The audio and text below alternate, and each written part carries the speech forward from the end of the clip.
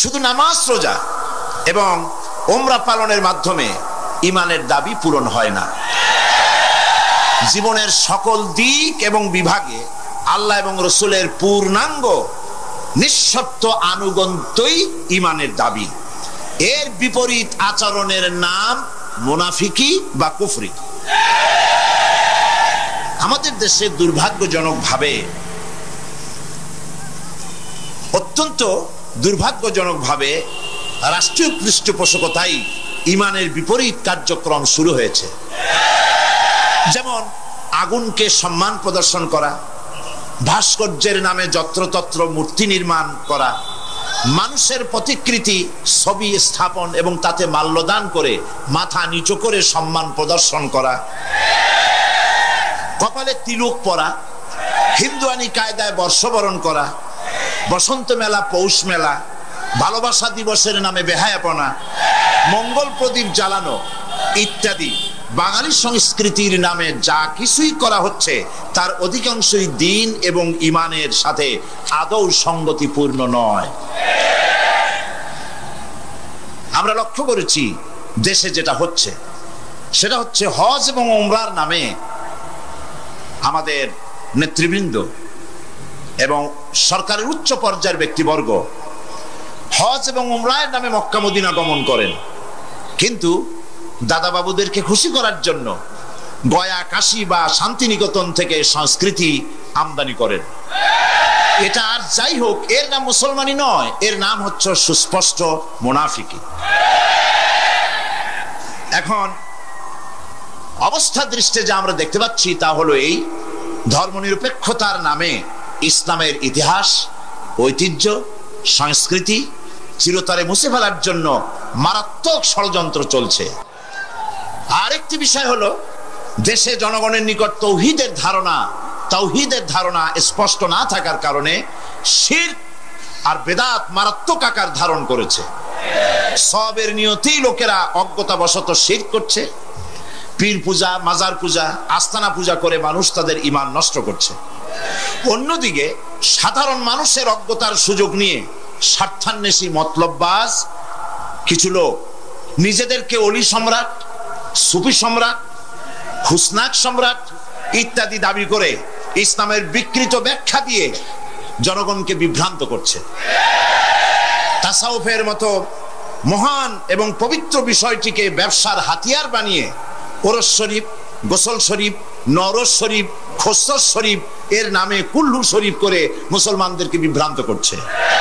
এমত অবস্থায় প্রত্যেক মুসলমান নরনারীকে ইসলামের সর্বপ্রধান এবং সর্বপ্রথম দাবি ঈমানকে কোরআন এবং হাদিসের আলোকে বুঝে নিতে হবে এবং এর দাবি পঙ্খু রূপে মুসলমানদের মেনে চলতে হবে। এই হলো আজকের বক্তৃতার সারাংশ আমি সাংবাদিক ভাইদের জন্য তুলে ধরলাম। কোরআনে কারীমের মূল দাওয়াত হচ্ছে ঈমান। সেই কথাটি কোরআনে কারীম থেকে আল্লাহ পাক বলছেন। আমরা চাই পৃথিবীতে শান্তি চাই আর আখিরাতে মুক্তি চাই। কয়টা জিনিস চাই আমরা? বলুন, কয়টি জিনিস চাই? দুটি জিনিস। একটা চাই পৃথিবীতে শান্তি আর আখিরাতে মুক্তি। এই তিনটি জিনিস আমরা দাবি করি বা চাই। এখন এই শান্তি, দুনিয়ার শান্তি এবং আখিরাতের মুক্তি কিভাবে হবে সেজন্য আল্লাহ পাক বলছেন, ইয়া আইয়ুহাল্লাযীনা আমানু হাল আদুল্লুকুম আলা তিজারাতিন তুনজিকুম মিন আযাবিন আলীম তু'মিনুনা বিল্লাহি ওয়া রাসূলিহি ওয়া তুজাহিদুনা ফি সাবিলিল্লাহ وتجاهدون في سبيل الله بأموالكم وأنفسكم ذلكم خير لكم إن كنتم تعلمون صدق الله العظيم। আল্লাহ পাক বলছেন সূরা আস-সাফ, হে বিশ্বাসীরা, তোমরা যারা ঈমান এনেছো শোনো, আমি কি তোমাদেরকে এমন একটা ব্যবসার কথা বলবো না যে ব্যবসায় তোমাদেরকে জাহান্নামের কঠিন পীড়াদায়ক শাস্তি থেকে রক্ষা করবে এমন একটি ব্যবসার কথা আমি কি তোমাদেরকে বলবো না? তার মানে হচ্ছে অবশ্যই আমি তোমাদেরকে এরকম একটি ব্যবসার কথা বলবো। সুবহানাল্লাহ বলেন। কিভাবে চললে পরে জাহান্নাম থেকে মুক্তি পাওয়া যাবে সে কথাটি আল্লাহ পাক গোপন রাখেননি, ওপেন সিক্রেট। তিনি তো বান্দাদেরকে এজন্য সৃষ্টি করেন নাই যে বান্দাগুলি তিনি সব জাহান্নামে দিবেন। তিনি তৈরি করেছেন মানুষকে হেদায়েত যেন তারা পায়, সেই জন্য আল্লাহ পাক তাকে জ্ঞান দিয়েছেন, নবী দিয়েছেন, কিতাব দিয়েছেন। আল্লাহ পাক বলছেন আমি অবশ্যই এমন একটা ব্যবসার কথা তোমাদেরকে বলবো। সেই ব্যবসাটা কি? তুমিনুনা বিল্লাহি ওয়া রাসূলিহি ওয়া তুজাহিদুনা ফি সাবিলিল্লাহি বিআমওয়ালিকুম ওয়া আনফুসিকুম যালিকুম খায়রুল লাকুম ইন কুনতুম তা'লামুন। সেই ব্যবসাটা হচ্ছে, সেই ব্যবসার জন্য তিনটা পুঁজি লাগবে। কয়টা পুঁজি? একটা হচ্ছে ঈমান বিল্লাহ, আল্লাহর প্রতি ঈমান। আরেকটা হচ্ছে রাসূলের প্রতি ঈমান। আরেকটা হচ্ছে আল্লাহর রাস্তায় জিহাদ করা, মাল দিয়ে আর জান দিয়ে। এই তিনটি জিনিস। ঈমান আনা ফরজ। ঈমান আনা কি? আল্লাহর প্রতি ঈমান আনা কি? রাসূলের প্রতি ঈমান আনা কি? এবং আল্লাহ রাসূলের আইন প্রতিষ্ঠার জন্য জিহাদ করা কি? তিনটি জিনিসকে আল্লাহ পাক ফরজ করে দিয়েছেন। কে ফরজ করেছে? আসুন ধীরে ধীরে আমরা এই তিনটি বিষয় আলোচনা করি। ব্যবসার কথাটা আল্লাহ বললেন কেন? ব্যবসার কথাটা এই জন্য বলেছেন, এর মধ্যে দুটি কারণ আছে। একটা কারণ হলো এই যে মানুষেরা ব্যবসাটা বোঝে খুব ভালো, ব্যবসার দিকে মানুষের মনটা খুব আকৃষ্ট থাকে। অল্প কাজ করে যদি বেশি মুনাফা পাওয়া যায়, মিনিমাম লেবার ম্যাক্সিমাম প্রফিট, মানুষ দেখবেন লাফায় পড়বে সেই কাজের জন্য। মাওলানা ইহতিসামুল হক থানভী রাহমাতুল্লাহ আলাইহি তার এক ওয়াজের মধ্যে বলেছেন, আমি শুনেছিলাম, তিনি বলেছেন কিয়ামতের দিন, এটা রূপক কথা, কোরআন হাদিস নয়। কিয়ামতের দিন এক ব্যক্তিকে উপস্থিত করা হবে, তাকে ফেরেশতারা জিজ্ঞেস করবে যে আল্লাহর বান্দা, তোমার তো নেক এবং পুণ্য, পুণ্য এবং পাপ, নেক এবং বদ দুটি জিনিসই সমান সমান। এখন বলো তুমি কোথায় যাবা? তুমি কি বেহেশতে যাবা না তুমি দোজখে যাবা?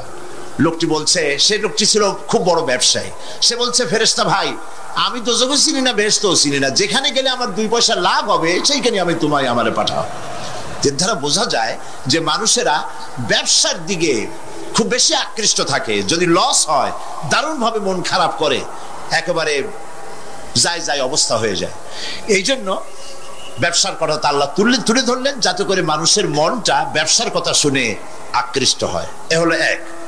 2 নম্বরে, ব্যবসা করতে শুধুমাত্র পুঁজি লাগে না, আরো অনেক কিছু লাগে। শুধু পুঁজি হলে কি ব্যবসা হয়? যদি শুধু পুঁজিতে ব্যবসা হয় তাহলে আপনারা চেষ্টা করেন না। 10 লাখ টাকা নিয়ে নামেন, ব্যবসা সম্পর্কে কোনো জ্ঞান নাই, ব্যবসার কিছু জিনিসপত্র কিনে নিয়ে 10 লাখ টাকা বা 20 লাখ টাকার পুঁজি নিয়ে বসেন, 1 মাসও লাগবে না আপনার দোকানে লাল বাতি কয়েকটা জ্বলার জন্য, ঠিক কিনা? তাহলে ব্যবসা করার জন্য শুধু পুঁজি যথেষ্ট নয়, পুঁজির সাথে সাথে ব্যবসার জ্ঞান থাকতে হবে, ঠিক কিনা? অভিজ্ঞতা থাকতে হবে, জ্ঞান থাকতে হবে। এবং ব্যবসায় পুঁজি খাটাইয়া জ্ঞান নিয়ে বসে থাকলে হবে না, শ্রম দিতে হবে, লেবার দিতে হবে, রাত জাগতে হবে, চেষ্টা করতে হবে।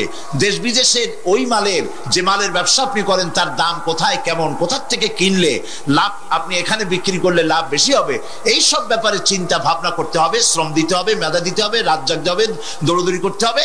এত কিছু করার পরে তারপরে ব্যবসা হওয়ার সম্ভাবনা আছে, তবে লসের সম্ভাবনাও উড়ায় দেওয়া যায় না। আল্লাহ পাক বলছেন আমার সাথে একটা ব্যবসা করো। এই ব্যবসাটা হলো ঈমানের ব্যবসা। এই ব্যবসাটা কিসের ব্যবসা? ঈমানের ব্যবসা। এই ব্যবসার জন্য, এই ব্যবসাটার উদ্দেশ্য কি? জাহান্নাম থেকে বাঁচা। বলেন ব্যবসার উদ্দেশ্য কি? জাহান্নাম থেকে বাঁচার জন্য একটা ব্যবসা আমার সাথে করো। সেই ব্যবসাটার পুঁজি হলো ঈমান। সেই ব্যবসার ক্যাপিটাল কি? ঈমান।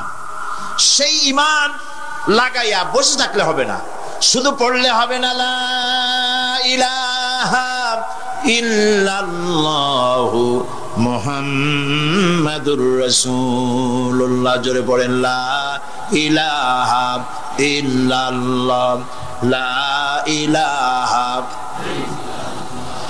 লা ইলাহা ইল্লাল্লাহ, লা ইলাহা। অল্প দিবা। লা ইলাহা ইল্লাল্লাহু মুহাম্মাদুর রাসূলুল্লাহ।